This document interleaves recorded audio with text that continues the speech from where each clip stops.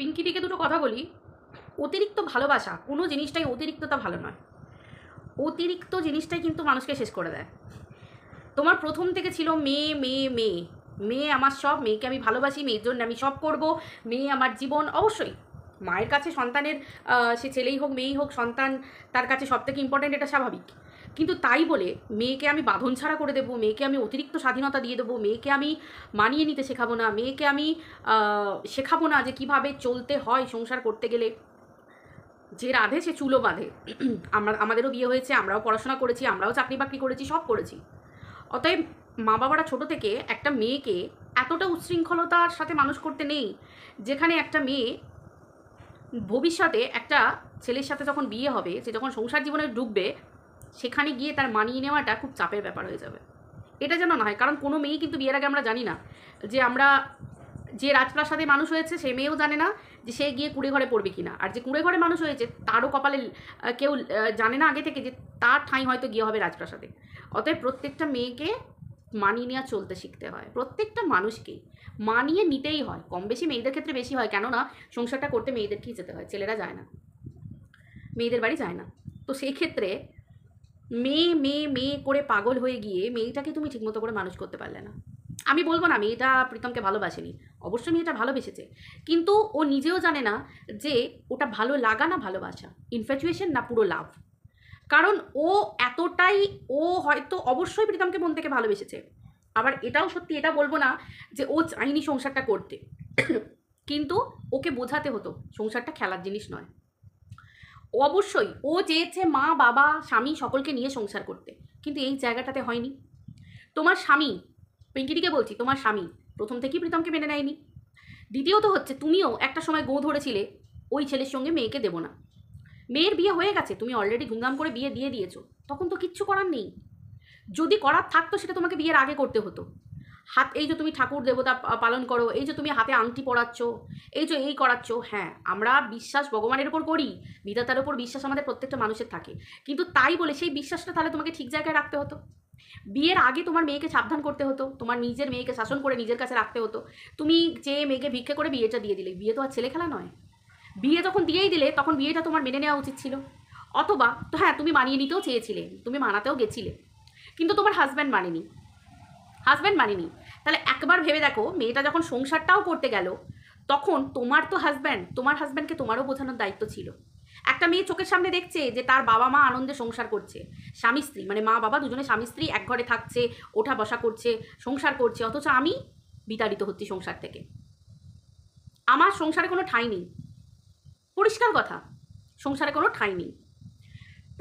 প্রীতমের আগের দিশানির সাথে বিয়ে হয়েছিল, সব কিছু জানার পরেও সেই মুহূর্তে তোমার হাজব্যান্ডের, মানে আমি তপনদার কথা বলছি, সেই হাজব্যান্ডের তো সে যদি নিজের বাবার পার্টটাই ভূমিকাটাই নিয়ে থাকে, কড়া হওয়া উচিত ছিল, শক্ত হওয়া উচিত ছিল। অন্যদিকে ভালো করে মেয়েকে বুঝিয়ে ভালোবেসে মেয়েকে নিজের কাছে রাখার ব্যাপার ছিল।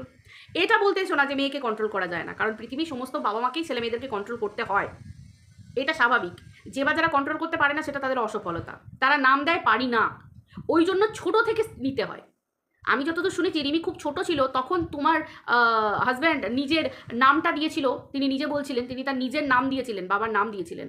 তাহলে সেই অবস্থায় রিমির তো জানার কথাই নয় যে রিমির এটা এই সেই হেনা তেনা, তিনি তার কর্ম দিয়ে। রিমির মনে এত কিছু ঢুকলো কী করে, একটা মেয়ের মনে এত কিছু ঢুকলো কী করে, একটা ছোট্ট মন নরম মন তার মধ্যে ঢুকলো কী করে? ছোটো থেকে তো সেও তাকেই তার বাবা বলে দেখে আসছে। দুটো দিক সামলাতে গিয়ে পিঙ্কিদি তুমি অসফল হয়ে গেছো, কারণ অতিরিক্ত ভালোবাসা স্বামীর প্রতি দেখাতে গিয়ে তুমি স্বামীর ভুলগুলোকেও কখনো তুমি বলে উঠতে পারোনি, ক্যামেরার সামনেও বলে উঠতে পারোনি। ক্যামেরার সামনে কেন বলছি না, তোমাদের লাইফটা তো এখন সম্পূর্ণ পাবলিক হয়ে গেছে, ক্যামেরার সামনে তুমি বলে উঠতে পারোনি। আর নিজের মেয়ের অনেক ভুল দেখেও তুমি সেই তোমার মেয়েকে সামলে উঠতে পারোনি। আমি জানি তোমার মেয়ে বেলা পর্যন্ত ঘুমায়, আমরা তো ভিডিওতে দেখি, এসব লুকানো কথা রেকর্ডিং এসবের কিছু দরকার পড়ে না, আমরা ক্যামেরাতে দেখি তোমার মেয়ে বেলা পর্যন্ত ঘুমায়। আমরা দেখি যে তোমার মেয়ের কাছে জলের গ্লাস এগিয়ে দিতে হয়, আমরা দেখি তোমার মেয়ের কাছে মুখের খাবার তুমি গুছিয়ে দিচ্ছ, কিন্তু একটা মেয়ের তো তোমার প্রতি কোনো ফিলিংস নেই যে এটা আমার মা সারাদিন খাটছে, আমার মা সারাদিন কাজ করছে, আমি আমার মায়ের কাজটা একটুখানি হালকা করে দিই।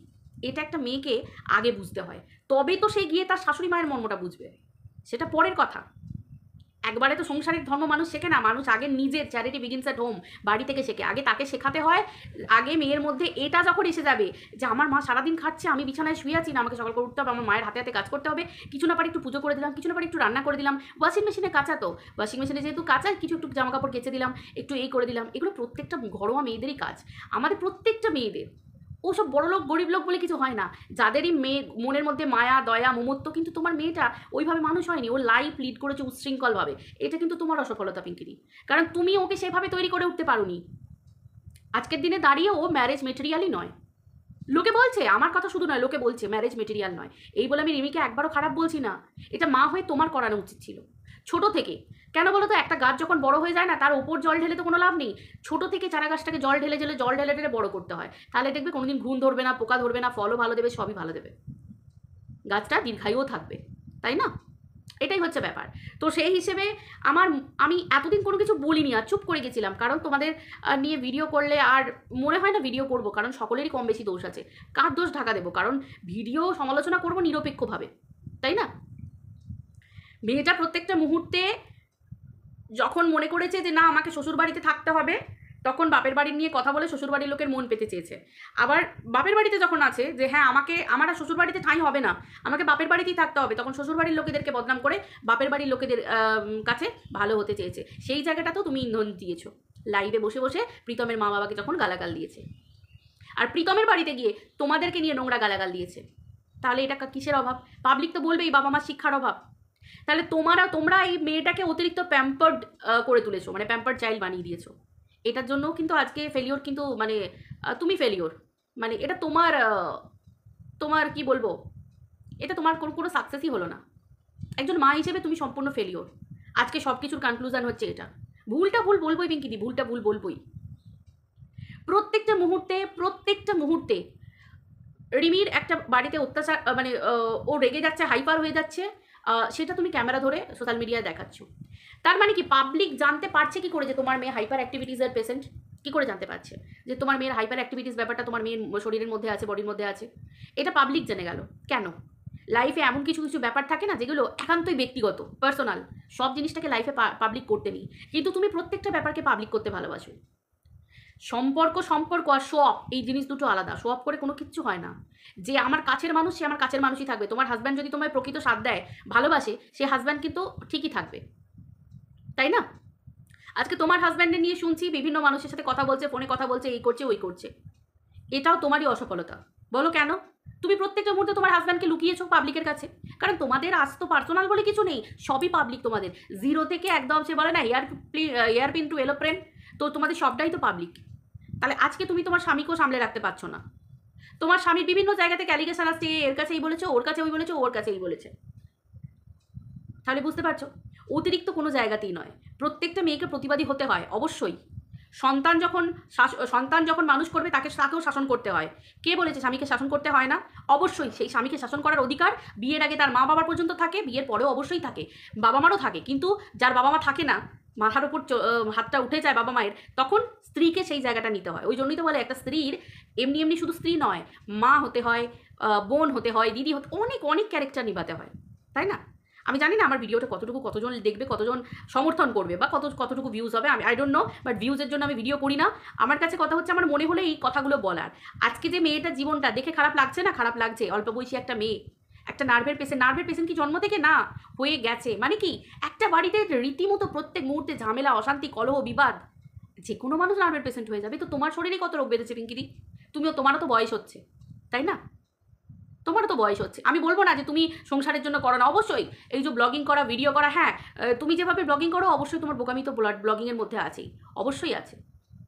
বাট কি বলবো, সবাইকে ভালো রাখতে গিয়ে আজকে তুমি কোনো জায়গায় অসফলতার একটা তকমা পেয়ে গেলে, এটাই তো। তাই জন্য শক্ত হতে হয়। অতিরিক্ত তো ভালো নয়, ওভার কোনো জিনিসটাই ভালো নয়।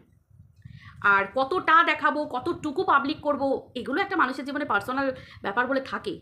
সবটাই যদি তুমি প্রফেশনাল লাইফে নিয়ে আসো, সবটাই যদি তুমি পাবলিক করে দাও, তাহলে আর মানুষের জীবনের কোনো অস্তিত্ব থাকে না। আজকে দেখো তোমাদের পরিবারটা পুরো কার্টুন চ্যানেলের মতো, মানুষ হাসছে, মানুষ নোংরা কথা বলছে, মানুষ গালি দিচ্ছে। ভালো লাগে এই বয়সে সেরকমভাবে মানুষের ইয়ে করতে? কি হবে কন্ট্রোভার্সি লাইভ দিয়ে? কন্ট্রোভার্সি ক্রিয়েটার, আজকে কন্ট্রোভার্সি ক্রিয়েটাররা তোমার পরিবারটাকে ছিঁড়ে খাচ্ছে, শেষ করে দিল দিনের পর দিন। তোমার মনে হলো মিলি খারাপ, আরও দুজনকে ঢোকালে। আজকে মনে হলো এ খারাপ, আরও দুজনকে ঢোকালে। কিচ্ছু না, ঢুকিয়ে কোনো লাভ নেই। এই যে ঢোকাচ্ছ, এটাই হচ্ছে মেন কালের জায়গা। আমার ফ্যামিলি, আমি 5টা লোককে আসতে দেবো কেন? আমি একজন ব্লগার, আমার নিজের জায়গাটা আমি ধরে রাখবো। আমাকে নিয়ে কন্ট্রোভার্সি করুক, তাতে এমনিই আমার চ্যানেল গ্রো হবে। বাট লক্ষ্য রাখতে হবে মানুষকে, যে তারা আমাকে, আমি কতটা পজিটিভিটি দেখাচ্ছি, আর তারা আমাকে নিয়ে কি সত্যি নেগেটিভিটি ছড়াচ্ছে, না আমার পজিটিভিটি দেখে তারা আমার ভিতর থেকে নেগেটিভিটি আনছে। এরকমভাবে মানুষকে এগোতে হয়। বাট বাকিটা তোমাদের সংসার, তোমাদের পরিবার, তোমরা বুঝবে। তবে হ্যাঁ, একটা মেয়ের জীবন অবশ্যই ছন্নছাড়া হয়ে গেল। অল্প বয়সী মেয়ে দেখলে তো কষ্ট লাগে, খারাপ লাগে, এটাই। বাট তোমরা বাবা মারাও এর জন্য চরমভাবে দায়ী। না পারলে নিজের সংসারটাকে ধরে রাখতে, নিজে বাঁচাতে, নিজের হাজব্যান্ডকে করতে, না পারলে তুমি মেয়ের জীবনটাকে গুছিয়ে দিতে। কিচ্ছু পারলে না। একটা বিবাহিতা মেয়ে বাড়িতে যখন বসে থাকে, স্বামীর বাড়ি ছেড়ে এসে বাবা মাকে পাশাপাশি দেখলেও তারও একটা কষ্ট হয়, মা হয়ে এটা বুঝতে হবে। আমি জানি তুমি বোঝো, আমি সেটাও জানি তুমি বোঝো। তুমি কি কষ্ট পাও না? তুমি মা, কথায় আছে মায়ের থেকে মাসির দরদ বেশি, এটা হাস্যকর, কিন্তু তবুও কোনো না কোনো জায়গায় না তোমরা বিক্রি হয়ে যাচ্ছ। তোমাদের বিক্রি করা হচ্ছে, কাছের মানুষ বিক্রি করছে, মানে তোমাদের লাইফটাই পুরো বিকৃত, এটাই আর কি, বিকৃত। চলো, সবাই খুব ভালো থেকো, টাটা। জানি না আমার মতের সঙ্গে কতজন সহমত হলে।